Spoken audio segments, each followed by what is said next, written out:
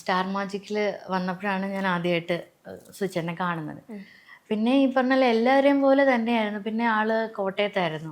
അപ്പം നമ്മളെ ഇടയ്ക്ക് പോകുന്നതും വരുന്നതൊക്കെ ചിലപ്പം ഒരുമിച്ചായിരിക്കും. ഷൂട്ട് കഴിഞ്ഞിട്ട് നമ്മുടെ കൂടെ ആയിരിക്കും വരുന്നത്. അപ്പം അങ്ങനെയൊക്കെ കുറേ ടൈം നമ്മൾ ഒരുമിച്ച് സ്പെൻഡ് ചെയ്തിട്ടുണ്ട്.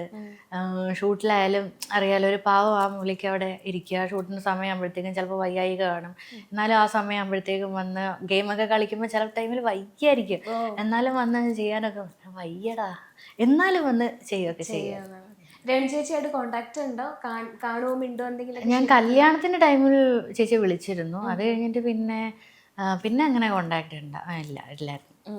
ഇപ്പം അഭിനയവും സീരിയൽസും അതുപോലെ തന്നെ അഭിനയം മീൻസ് സിനിമയും സീരിയലും ഒക്കെ മിസ് ചെയ്യുന്നുണ്ടോ? തീർച്ചയായിട്ടും. ഓഫേഴ്സ് വന്നില്ലേ കല്യാണത്തിന് ശേഷം? ഓഫറുകളൊന്നും കല്യാണത്തിന് ശേഷം അങ്ങനെ സീരിയലിൽ നിന്ന് അങ്ങനെ വന്നിരുന്നു.